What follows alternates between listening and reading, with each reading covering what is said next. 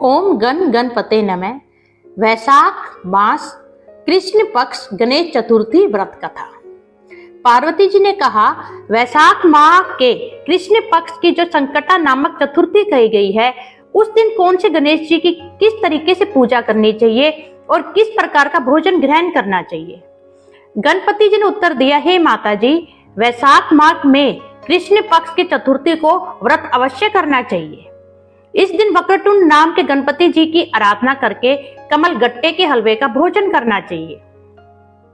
राजा युधिष्ठिर ने द्वापर युग में इस प्रश्न को पूछा था और जो कुछ भगवान श्री कृष्ण ने कहा था उसको मैं बतलाता हूँ, आप ध्यान पूर्वक सुने। कृष्ण जी बोले, प्राचीन समय में रंती देव नाम के प्रतापी राजा हुए हैं। जैसे अग्नि तिनके के समूहों को भस्म कर देती है, वैसे ही वह अपने शत्रुओं को नष्ट कर देते थे। यम, कुबेर, इंद्रादि सब उनके मित्र थे। धर्मकेतु नाम का एक श्रेष्ठ ब्राह्मण उनके राज्य में रहता था। उसके सुशीला और चंचला नाम के दो स्त्रियां थी। सुशीला सदैव कोई ना कोई व्रत करती रहती थी, अतः उसका शरीर दुर्लभ हो गया था। इसके विपरीत चंचला कभी भी कोई उपवास नहीं करती थी, वह सदैव पेट भरकर भोजन करती थी।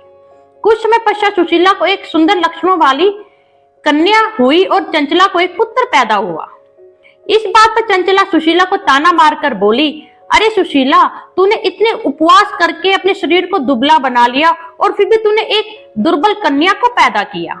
मेरी तरफ देख, मैंने कभी व्रत नहीं किया, मैं कैसी हृष्ट पृष्ट हूँ और वैसे ही बालक को मैंने जन्म दिया है। अपनी सोच का वह व्यंग सुशीला के हृदय को पीड़ा देने लगा। वह विधिवत गणेश जी की पूजा करने लगी। संकट नाशक गणेश चतुर्थी को जब सुशीला ने भक्ति भाव से श्री गणपति जी का व्रत किया, तब रात को वरदायक गणपति जी ने उसे दर्शन दिए और बोले, हे सुशीले, तेरी आराधना से मैं बहुत प्रसन्न हूँ। मैं तुम्हें वरदान देता हूँ कि तेरी कन्या के मुख से निरंतर मोती व मूंगा गिरते रहेंगे। इससे तुम सदा खुश रहोगी। इसके अतिरिक्त तुम्हारे एक शास्त्र का जानने वाला पुत्र भी उत्पन्न होगा। ऐसा कहकर गणेश जी अदृश्य हो गए। कुछ दिनों के पश्चात सुशीला के एक पुत्र भी पैदा हो गया। तदंतर धर्मकेतु का स्वर्गवास हो गया। उसकी मृत्यु के बाद चंचला सारा धन लेकर अन्य घर में रहने लगी। सुशीला पति गृह में ही रहती हुई अपने पुत्र व पुत्री का लालन पालन करने लगी। उसकी कन्या के मुख से मोती तथा मूंगा गिरने के कारण सुशीला के पास थोड़े समय में ही काफी धन इकट्ठा हो गया। चंचला इस कारण उससे ईर्ष्या करने लगी। एक दिन चंचला ने हत्या करने के इरादे से सुशीला की पुत्री को कुएं में गिरा दिया। उस कुएं में गणेश जी ने उसके जीवन की रक्षा की तथा वह बालिका राज्य खुशी अपनी माता के पास वापस लौट आई। ऐसा देखकर चंचला का मन क्रोधित हो उठा। वह विचारने लगी कि ईश्वर जिसकी रक्षा करता है उसे कोई भी नहीं मार सकता।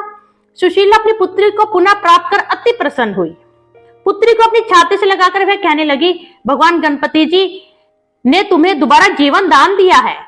जिनका कोई नहीं होता उनके स्वामी गणेश जी हैं।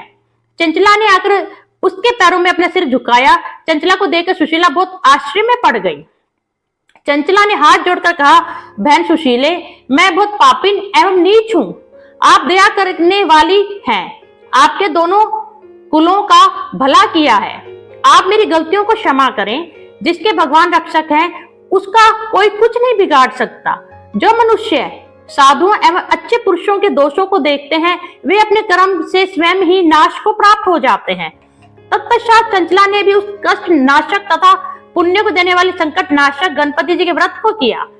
गणपति जी की कृपा से उन दोनों में आपस में दोस्ती हो गई।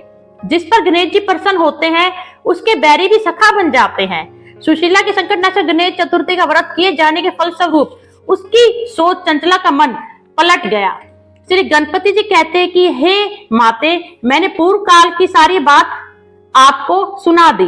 इस संसार में इससे सुंदर आपत्तियों को दूर करने वाला कोई अन्य व्रत नहीं है। श्री कृष्ण जी कहते हैं, हे धर्मराज, आप भी विधि पूर्वक गणपति जी का व्रत करें। इसके करने से आपको शत्रुओं पर विजय प्राप्त होगी तथा अष्टसिद्धियों व नवनिधियां आपकी सेवा में रहेंगी और कुछ समय पश्चात ही आप अपना राज्य पुनः प्राप्त कर लेंगे। धन्यवाद।